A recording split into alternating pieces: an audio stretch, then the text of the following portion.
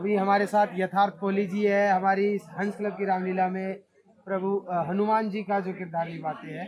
तो यथार्थ जी बहुत बहुत स्वागत है आपका हमारे यूट्यूब चैनल पर। धन्यवाद। यथार्थ जी मैं आपसे क्वेश्चन पूछना चाहूँगा कि जैसे हमने देखा कि हनुमान जी सबसे ज़्यादा शक्तिशाली और बलवान भगवानों में से आते हैं और अखाड़े से लेके जिम तक हर जगह उनको ही एक आइडियल माना जाता है।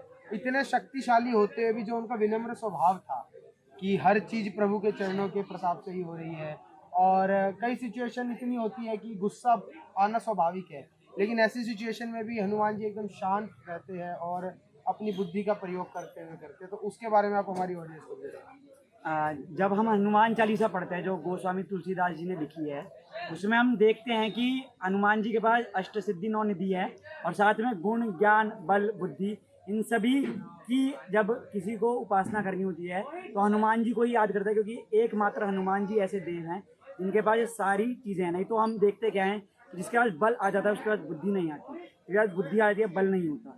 हनुमान जी के अंदर दोनों का बैलेंस है, इसलिए हनुमान जी को ही पूजा जाता है। जो आपने बोला अखाड़े में और बाकी भी जगह देखा जाए, अखाड़ा जिम या कोई भी ज्ञानवान होता है वो भी हनुमान जी की पूजा करता है।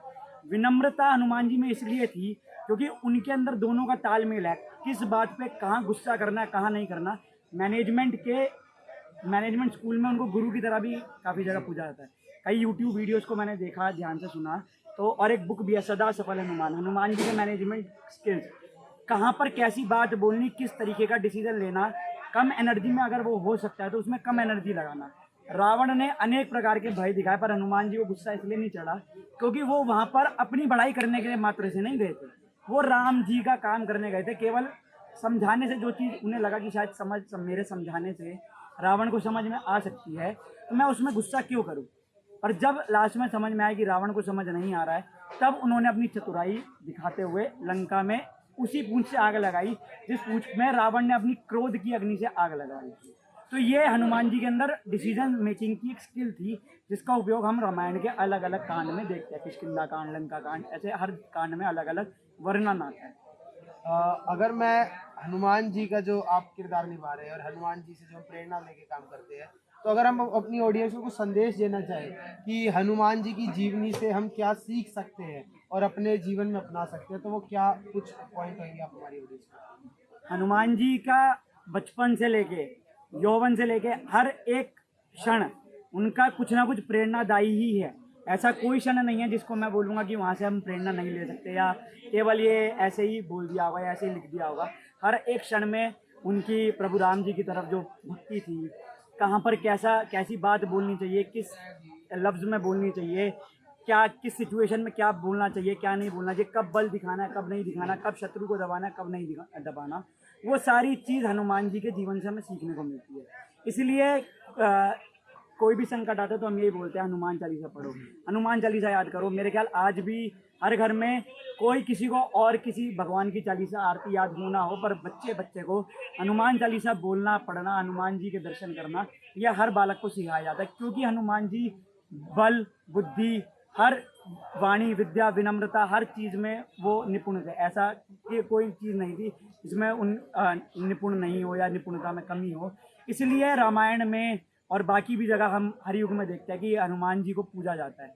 सतयुग, त्रेता युग, द्वापर युग का और अभी कलयुग जो चल रहा है, इसमें भी हनुमान जी को चिरंजीवी होने का वरदान है। तो अभी भी हम देखेंगे कि जैसे जैसे कलयुग बढ़ेगा, अत्याचार बढ़ेगा, तो हनुमान जी ही दोबारा आएंगे, बाकी जो 7 चिरंजीवी हैं उनके साथ, और कल की अवतार होगा उधर शिक्षा देंगे। तो हनुमान जी के जीवन से हमें रोज ना रोज कुछ ना कुछ सीखते रहना चाहिए।